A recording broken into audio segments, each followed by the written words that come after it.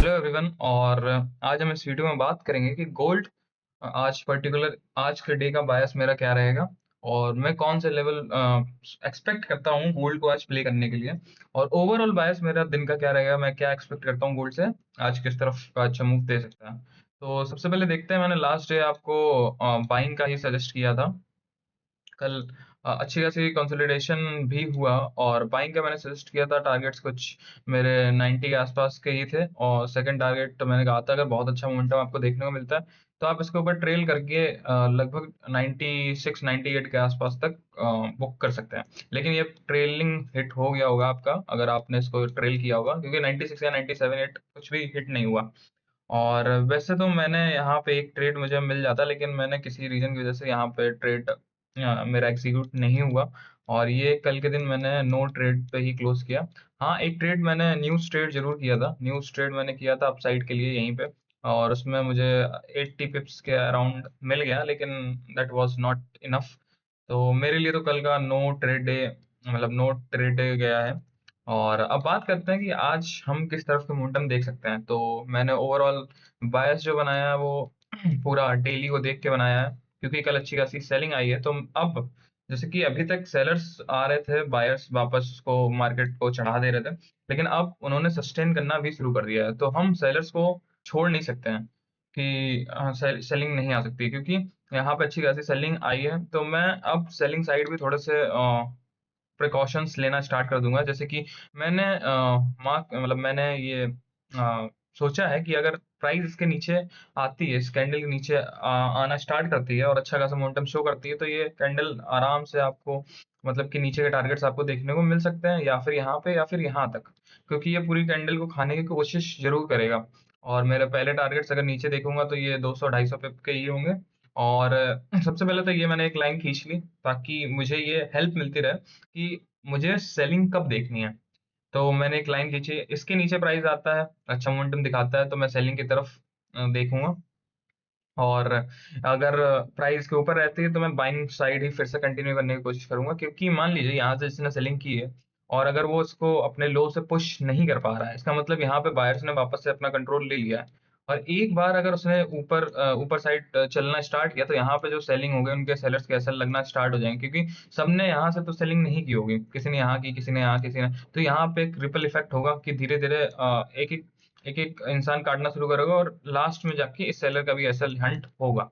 तो मैं एक्सपेक्ट करूँगा कि प्राइस यहाँ तक आराम से पुश करेगी। तो ओवरऑल तो मुझे एक्सपेक्टेशंस है कि अगर ये लो नहीं ब्रेक होता है तो आपको प्राइस आराम से 95 या फिर थोड़ा-सा 94 के आसपास, आपको 94 के आसपास आपको प्राइस देखने को मिल जाएगी, आज में ही या फिर आज या कल में।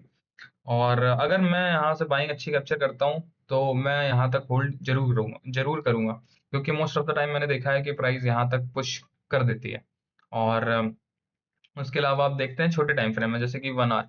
तो 1 आवर में भी सेम स्विंग ही यहाँ पे बना हुआ है। तो ये दोनों चीज़ें एक इंडिकेशन देती हैं कि अगर प्राइस इसके नीचे आता है, यहाँ क्लोजिंग अच्छे से देता है, तो ये प्राइस आराम से आपको नीचे पुश करते हुए दिख जाएँगे, क्योंकि ये एक क्लीन ज़ोन है। आप देख सकते हैं 1 आवर में तो क्लीन ज़ोन है, लेकिन 15 मिनट में थोड़े से ऑब्स्टेकल्स हैं यहाँ पे। लेकिन हाँ, 1 आवर में आपको एक क्लीन ज़ोन यहाँ पे दिखेगा, तो प्राइस आराम से नीचे पुश कर सकती है, लेकिन उसके लिए इसके नीचे क्लोज़ करना पड़ेगा एटलीस्ट 1 आवर में। और अगर एटलीस्ट 1 आवर में नहीं कर पा एटलीस्ट 1 आवर में तो करना ही करना है, और बहुत एग्रेसिव अगर आपको होना है तो 15 मिनट में तो उसको अच्छे से नीचे क्लोजिंग देनी पड़ेगी। क्योंकि आप जानते हैं कि गोल्ड जब भी ऑल टाइम हाई लगाता है या फिर जब भी बुलिश मोमेंटम देता है, तो किस तरीके से भागता है। तो आप प्रिकॉशन के साथ ही सेलिंग कर सकते हैं। ऐसा नहीं कि नीचे जा रही है तो आप सेल कर दिया, नहीं।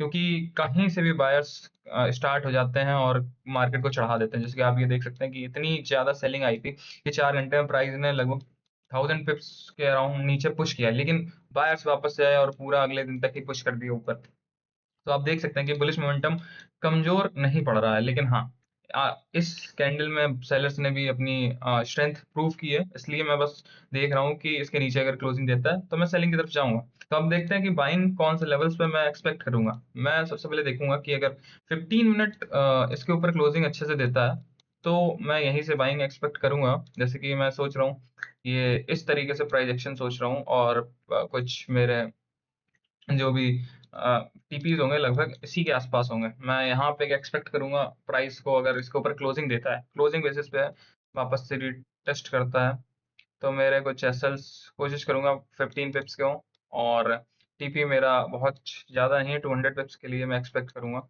तो एक प्लान मेरे लिए ये है। और अगर आप थोड़ा सा ज़्यादा बुलिश है, मतलब आपको ऐसा फील होता है कि मोमेंटम अच्छा खासा है बाइंग की तरफ, या फिर वापस से बायर्स मोमेंटम ले रहे हैं, तो मैं एक नीचे का लेवल भी बना के लाया हूँ। जैसे कि आप ये लेवल देख सकते हैं। तो नीचे का लेवल भी मैंने sorry, नीचे का लेवल भी एक मार्क कर सकते हैं। यहाँ पे अगर 10 पिप्स का एसएल मिलता है, मतलब कि अराउंड 10 पिप्स का एसएल मिलता है, तो मैं जरूर कोशिश करूंगा यहाँ से बाइंग करने की।